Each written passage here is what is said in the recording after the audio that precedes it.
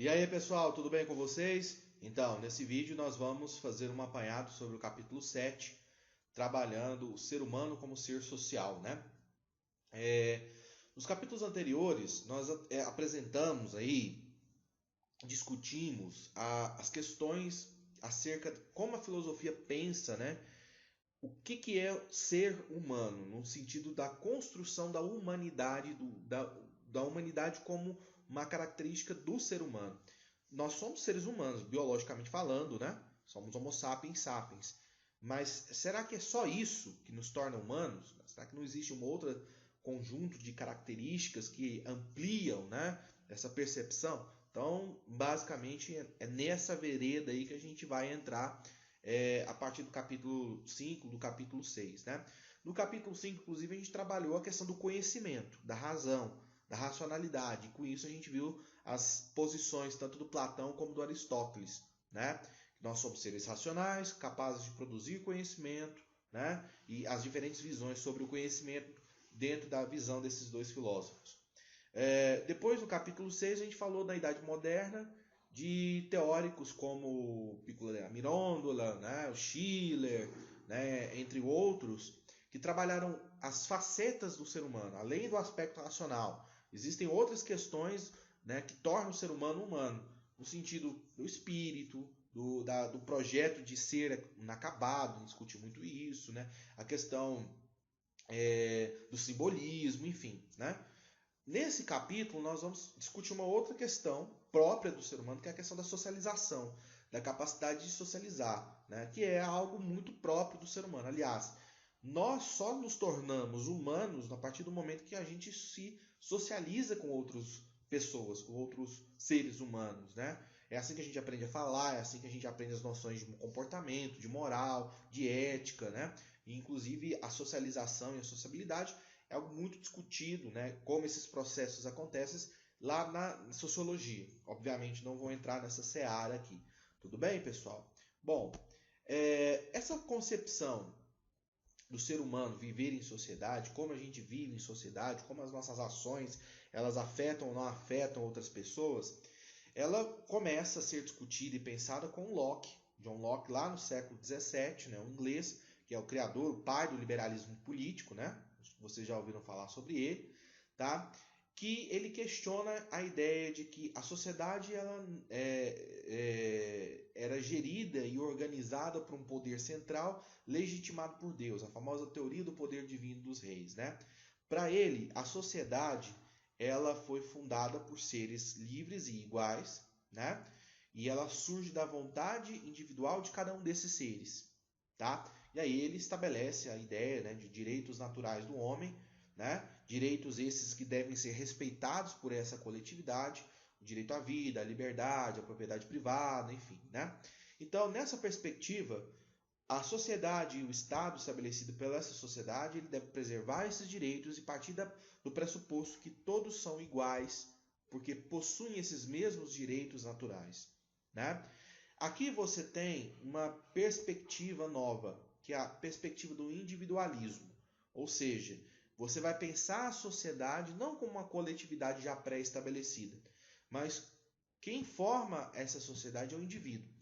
A visão medieval, né, que legitimou muito essa ideia da teoria poder divina do poder do rei, ela acreditava que a sociedade ela era um corpo, né, pensado e justificado pela igreja e estabelecido e organizado pela nobreza com o apoio do clero. Essa visão ela é jogada por terra. Aqui você tem uma concepção onde a sociedade ela é uma coletividade, mas formada por indivíduos. Né? Aí por isso que vem a perspectiva do individualismo. Indivíduos que interagem entre si. Né? Só que com o passar do tempo, o individualismo ele passou a ser observado de uma forma negativa e de uma forma positiva. Qual que é a diferença entre essas duas conceições? Perdão, gente, eu passei o slide errado aqui, foi mal. Qual que é essa perspectiva dessas duas percepções? Primeiro, a visão negativa sobre o individualismo é aquela onde sobrepõe-se o egoísmo, né, as vontades individuais sobre o coletivo. Aí que tem um grande problema. O sujeito interage na sociedade como se fosse um sociopata, pensando só em si mesmo, né? E não vendo e não enxergando que a sociedade possui outras demandas e outras questões. Nós temos esse ponto, que é extremamente negativo.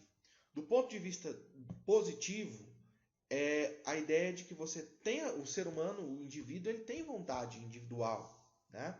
E até que ponto essa vontade individual ela deve estar subordinada à vontade do coletivo. Então, ele propõe esse equilíbrio. Vou te dar um exemplo. Temos uma cidade, é preciso construir uma estrada, uma rua, uma avenida. E para construir essa avenida, precisa desocupar ali algumas casas. O interesse coletivo se sobrepõe ao individual, é óbvio. Mas e essas pessoas? Elas vão perder tudo.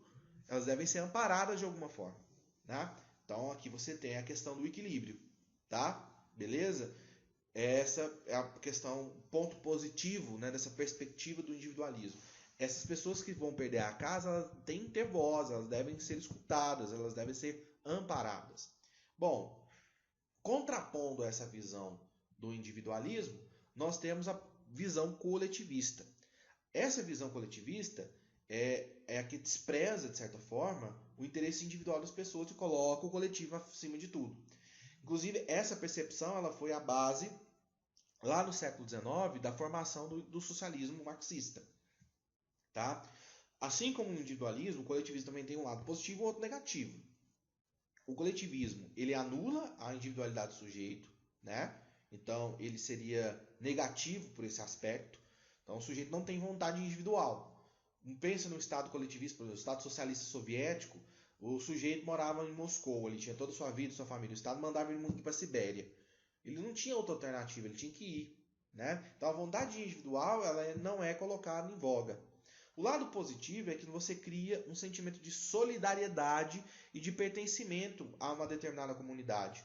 Né? Você passa a pensar a vida sua inserida dentro de um ambiente social. E é interessante, por exemplo, nesse momento de pandemia que a gente está enfrentando, como essa perspectiva positiva do coletivismo ela deve ser pensada. A sua ação individual ela afeta uma coletividade. Né? Se você não sair na rua de máscara, se você não toma as medidas sanitárias adequadas, o que vai acontecer? Você vai, entre aspas, colocar a vida dos outros em risco.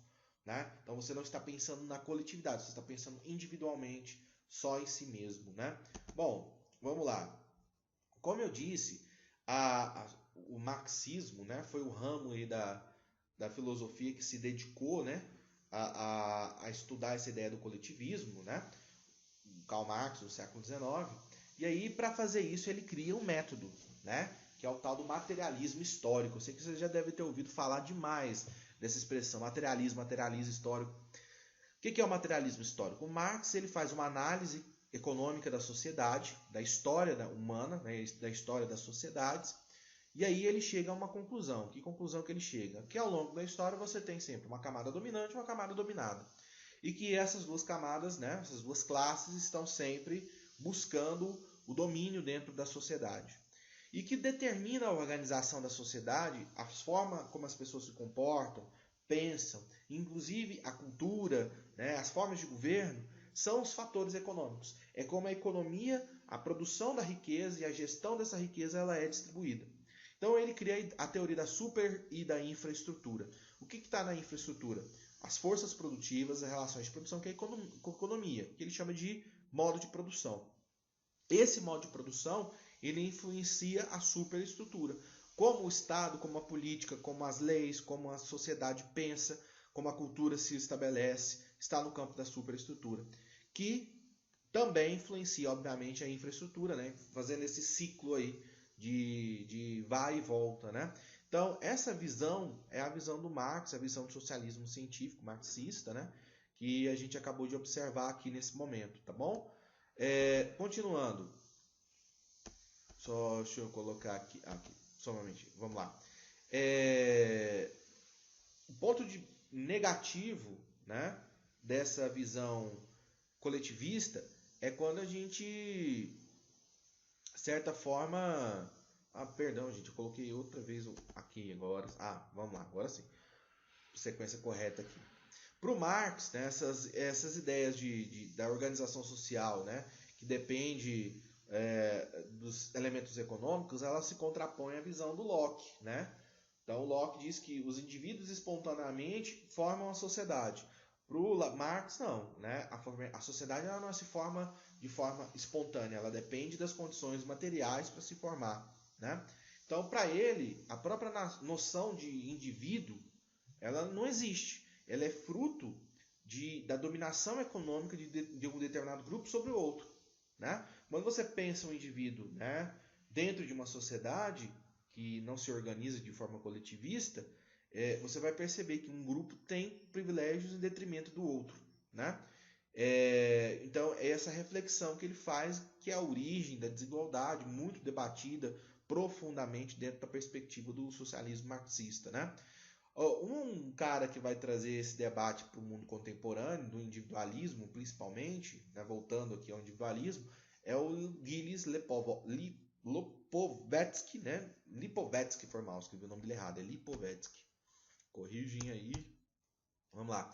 Esse cara, ele atribui, né, o individualismo que nós temos na nossa sociedade, não à ideia do materialismo histórico que o Marx estabelece, né, mas ele trabalha aqui com a concepção de que, a partir do momento que nós temos a formação do Estado centralizado moderno, né, cada vez mais vai havendo um afastamento entre indivíduos dentro dessa sociedade.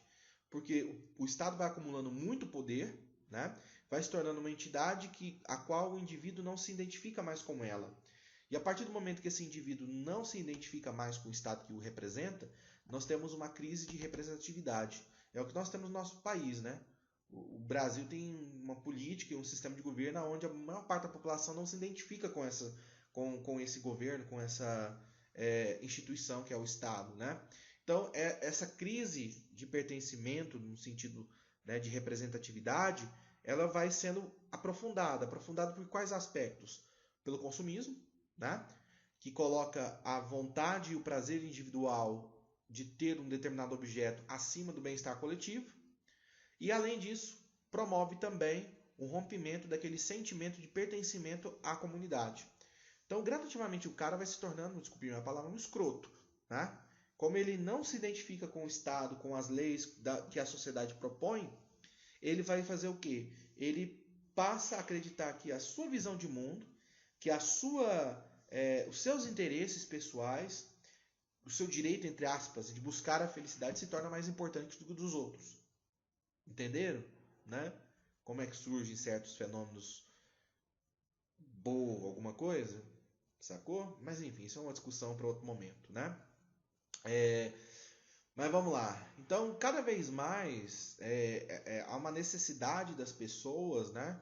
Desse projeto de mostrar o projeto de busca da felicidade pessoal, inclusive nas redes sociais, é o espaço onde todo mundo é feliz, né? Onde todo mundo vai expor ali aquela felicidade de tô viajando, tô saindo para um lugar legal, tô numa festa, né? Mas é uma puta mentira, né? Na verdade, é uma tentativa de mostrar que você está buscando esse bem-estar, mas na verdade você não está, né? Quanto mais felicidade no Instagram, mais os consultórios de psiquiatria e psicanálise estão cheios aí de gente com depressão, enfim, né? Então, nesse mundo da pós-modernidade, na visão do Lipovetsky, né? Você tem o consumismo, essa crise de representatividade, né? Cada vez mais sobrepondo, né, o interesse do individual ao coletivo. Ah, professor, mas qual visão deve se estabelecer? Né? Coletivista, individualista, enfim. Eu penso da seguinte forma, que há um equilíbrio entre as duas. Né? Você não pode ser todo o tempo da sua vida um individualista, né? Pensar em só si mesmo, mas também você não pode ser todo o tempo coletivista, pensar só no bem-estar coletivo. Né? Quem tenta agradar todo mundo também não agrada ninguém. Então você tem que mesclar isso, né? Você tem que equilibrar. Como eu posso alinhar meus interesses pessoais com os interesses da coletividade? Né? Você pode criar essa ponte, criar esse equilíbrio entre esses dois universos. Beleza, pessoal? Então é isso. Fiquem com Deus. Até a próxima.